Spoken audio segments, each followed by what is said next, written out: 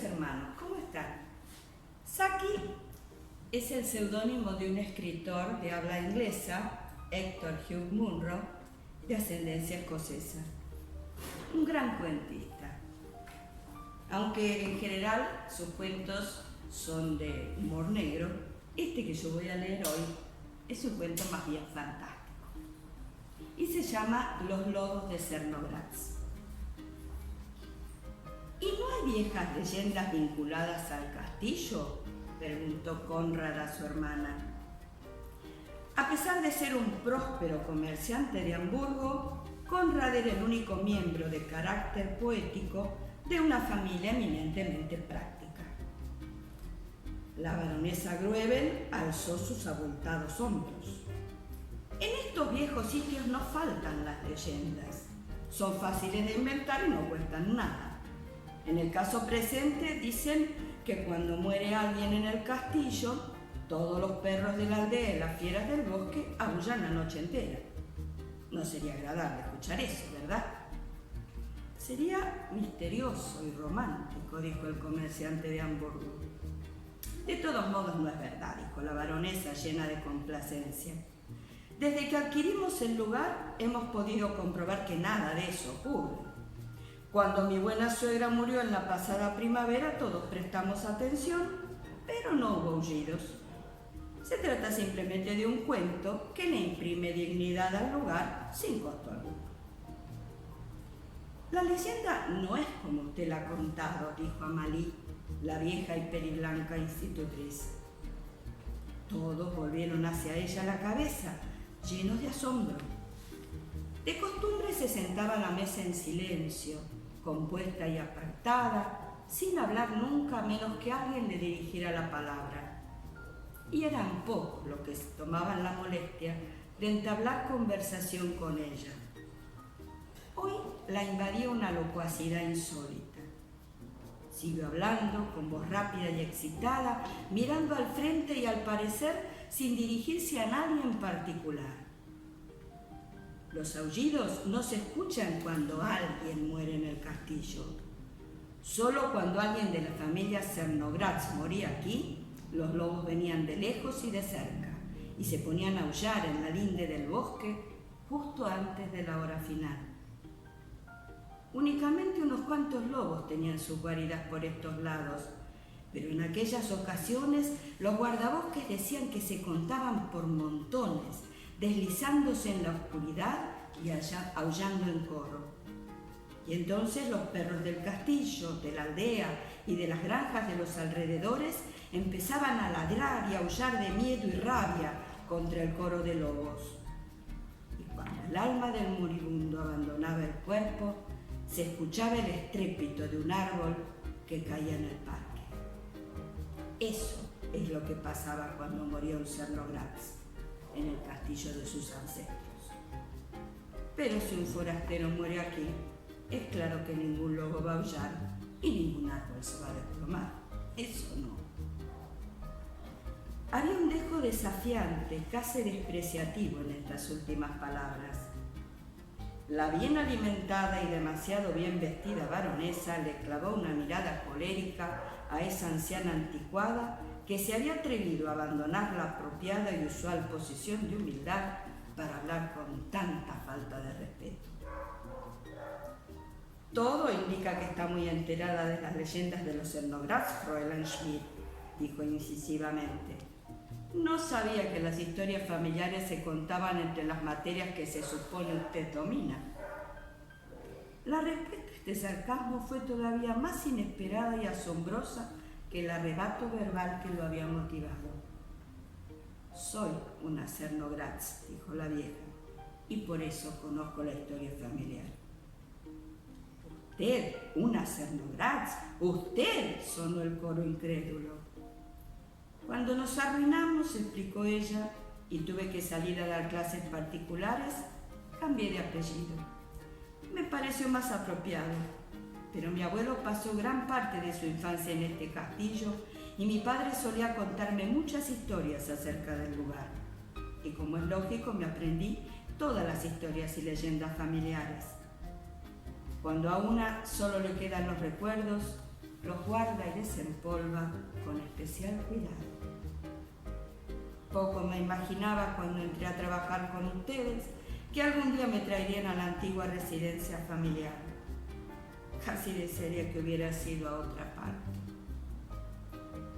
Reinó el silencio cuando dejó de hablar, hasta que la baronesa desvió la conversación a un tópico menos embarazoso que el de las historias familiares.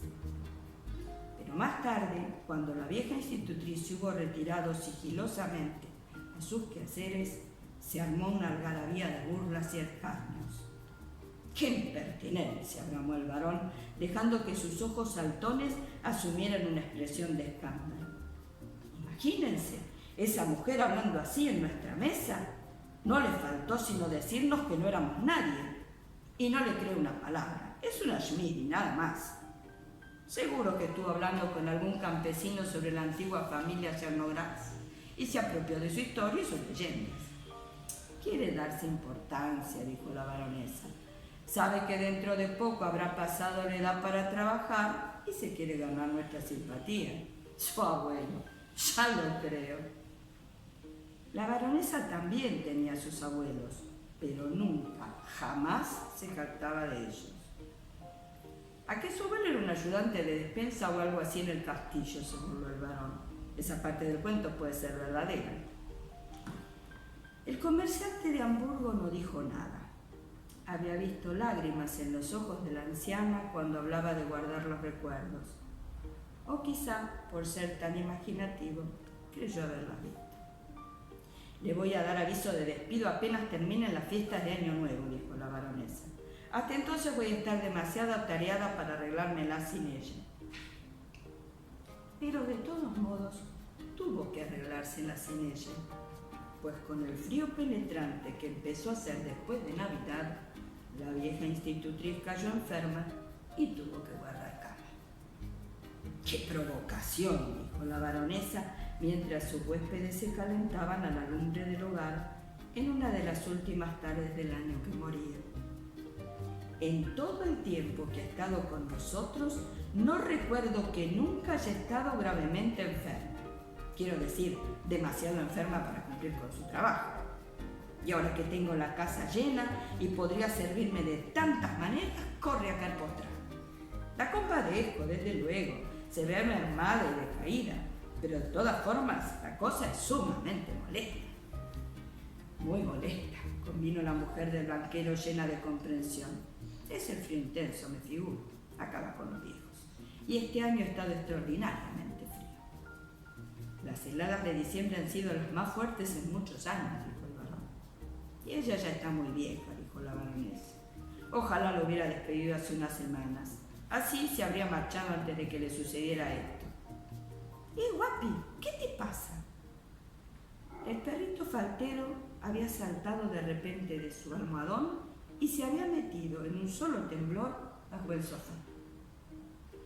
En ese mismo instante, los perros del castillo rompieron a ladrar llenos de furia y a lo lejos se oyeron los ladridos de otros perros. ¿Qué será lo que inquiete estos animales?, dijo el varón. Entonces los humanos prestaron atención y captaron el sonido que suscitaba en los perros tales muestras de rabia y temor. Un prolongado y quejumbroso aullido que subía y bajaba, de modo que ahora parecía provenir de leguas de distancia y ahora se arrastraba a través de la nieve y parecía brotar al pie de los muros del castillo. La fría y famélica miseria de un mundo congelado, la implacable voracidad de la naturaleza, en combinación con otras melodías desoladas e imposibles de definir, parecían concentrarse en aquel grito lastimero. «Lobos», exclamó el varón. La música se avivó en un violento estallido que parecía venir de todas partes. «Cientos de lobos», dijo el comerciante de Hamburgo, que era un hombre de poderosa imaginación. Movida por un impulso que no habría sido capaz de explicar, la baronesa dejó a sus invitados y fue hasta la estrecha y triste habitación en donde la vieja institutriz yacía contemplando el paso de las horas del año que moría. Aunque el frío de la noche invernal era cortante, la ventana estaba abierta. Con una exclamación de escándalo, flor de labios, la baronesa corrió a cerrarla. «Déjela abierta», dijo la anciana, con una voz que, pese a su debilidad, tenía un tono autoritario que la baronesa jamás había oído salir de su boca. «Pero se va a morir de frío», protestó. «De todos modos me estoy muriendo», dijo aquella voz, «y deseo escuchar la música que hacen. Han venido de todas partes a cantar la música funeral de mi familia. Es bello que hayan venido. Soy la última Cernogratz que morirá en nuestro viejo castillo y ellos han venido a cantar. Escuche qué tan recio ya». El grito de los lobos se elevaba en el aire estancado del invierno y flotaba alrededor de las murallas con lamentos sostenidos y desgarradores. La anciana descansaba en el lecho, el rostro iluminado por una mirada de felicidad por mucho tiempo postergada. «Váyase», le dijo a la baronesa, «ya no estoy sola. Soy parte de una antigua y noble familia».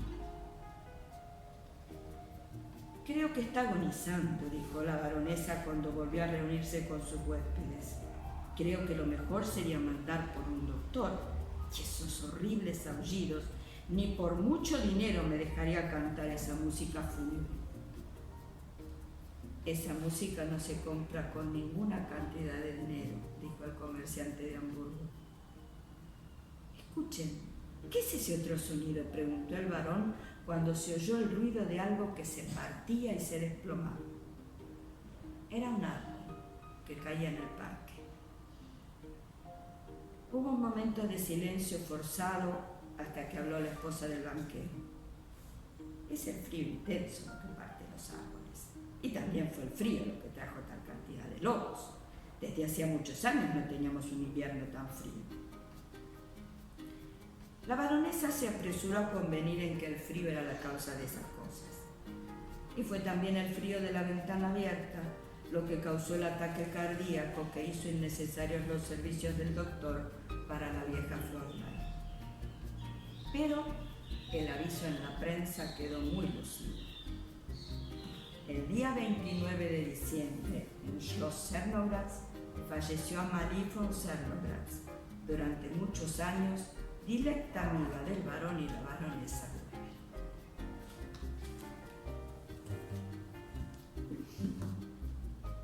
Hay dos mundos que se enfrentan: el mundo de la burguesía en ascenso y el mundo de la aristocracia en descenso.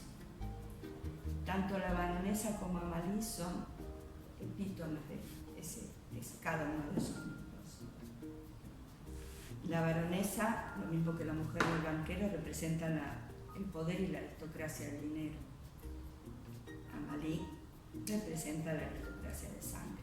Y hay un duelo entre ellas, una actitud despectiva de parte de la baronesa y un desafío de esa anciana que en el último momento quiere aferrarse a lo único que le queda, a su dignidad. El ascenso social, el poder del dinero son la causa del desprecio.